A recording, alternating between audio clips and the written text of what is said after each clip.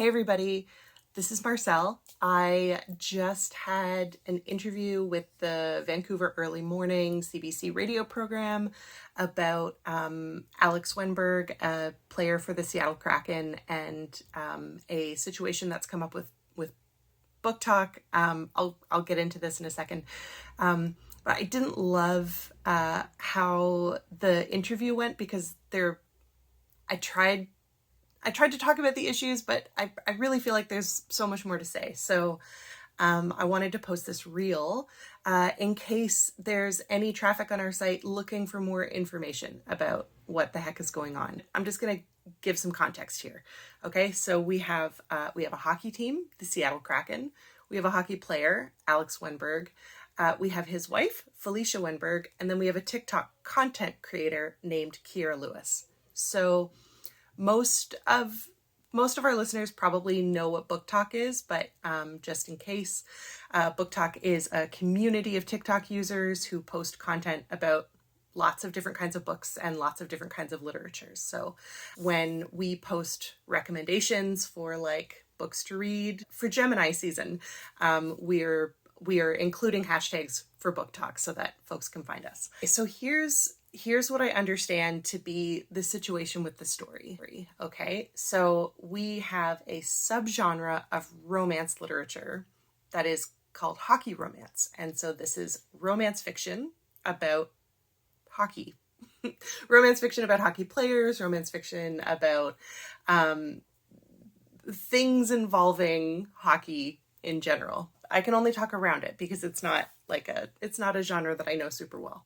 Hockey romance writers and hockey romance TikTok content creators have been posting content where some of them replace the names or make up fictional names of players, make up fictional teams, and some content creators have been using the real names of real players, and this is sort of where things get a bit sticky. So one of those content creators is a book talker named Kiera Lewis. So initially, the Seattle Kraken is treating the BookTok interest in this player, Alex Wenberg, as an opportunity, so to speak. So the Seattle Kraken's TikTok itself is reposting content that is made by Lewis and others.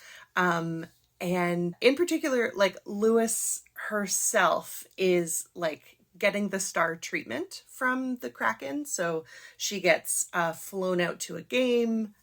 They give her a special jersey that has the number 1 on it and that says BookTok on the back. So it feels like the Kraken is on board. But then all of a sudden, the team stops reposting Lewis's content. Alex Wenberg's wife, Felicia Wenberg, speaks out on her Instagram and talks about the content of BookTok. She doesn't use Lewis's name specifically, but because she posts screenshots from Lewis's content, it is clear that Lewis is among the sort of community of people who Felicia Wenberg is talking about. So Felicia Wenberg describes this content as being sexual harassment, as being predatory, as being exploitative. And so Lewis then in turn is upset because this seems like a total 180 on like 4 months ago this was all well and good and now it's not okay. So Lewis is upset and confused, and then Felicia Wenberg is herself also getting harassed by people who think that she's overreacting or that her family's overreacting. And then Alex Wenberg, the actual hockey player, at some point has to like pop in and be like, hey, world, please stop harassing my wife for saying that we don't like this. So it's a huge news story, I think, in part because it's a weird collision of things. TikTok, romance fiction, and hockey, like all kind of like colliding together. And also, and this is the big thing, and this is what I I want to talk more about. We don't see a lot of stories in the mainstream media about men's right to consent, okay? So our society tends to assume that all men want all of the sexual attention directed at them all the time, anytime. And so in other words, our society treats men as always already consenting to sexual attention, okay?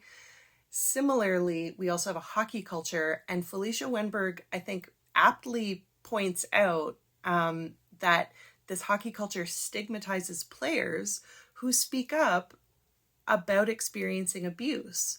It's not a coincidence, I don't think, that it's Felicia Wenberg and not Alex, the player, who is initially making the public statements condemning the BookTok content as harassment and inappropriate. Okay, so the combination of hockey culture and treating men as always already consenting to sexual attention, I think that this really explains why the Seattle Kraken, the team, played along at first, or like leaned into the opportunity provided by BookTok, particularly BookTok content that featured its players. So I want to distinguish here between the team, the Seattle Kraken, and the players themselves, because the players are not the people who make decisions about the team, right? It's the owners and the managers.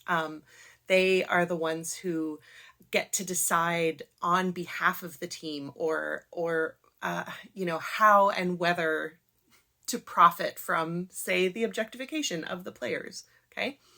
So all of the pieces that I've read about this issue describe the Seattle Kraken as treating the BookTok content about its players as a way of reaching new fans. And this idea that BookTok content about its players is a way of reaching new fans is a very sugar-coated way of saying that the objectification of the Kraken's players gives the Kraken free advertising. Okay, so that's what we're talking about when we're talking about reaching new fans. Okay, we also have a false dichotomy in terms of consent and how consent is understood in this situation, in our society in general. One of the things that Felicia Wenberg writes is that this sexually explicit content would, and I'm going to quote here, quote, never be okay if we flipped the genders around to a guy doing this to a female athlete, end quote. And this is frankly untrue. This is a misunderstanding of how our society works. Women and girls, non-binary folks, any kind of marginalized femme person is frequently the subject of incredibly heinous objectification. And this has been the case, this is the case, and this has been the case for ages. So I want to stress that we can call this behavior inappropriate and unacceptable in all its forms. We don't have to pretend that the sexual objectification of a public figure is something new. It is not. All right. So then Kira Lewis, what to say about this content creator? So given the attention that the Seattle Kraken initially paid to Lewis, I get why she would be confused by the revelation that the player and the player's family are uncomfortable with the content. I understand her confusion. However, I think it's important to stress here that there is a very, very important distinction between publishing spicy content about real people and publishing spicy fan fiction about fictional characters. Celebrities are real people. They experience real consequences when they are publicly objectified. Fictional characters do not. And so if you want to write, steamy stories about your celebrity crushes, that's okay. You can do that in your diary, or you can change the names. It's not hard. And so I really just want to emphasize here that the problem is coming at us from all sides in terms of the Seattle Kraken making poor decisions on behalf of its players, and BookTok content creators using the real names of celebrities.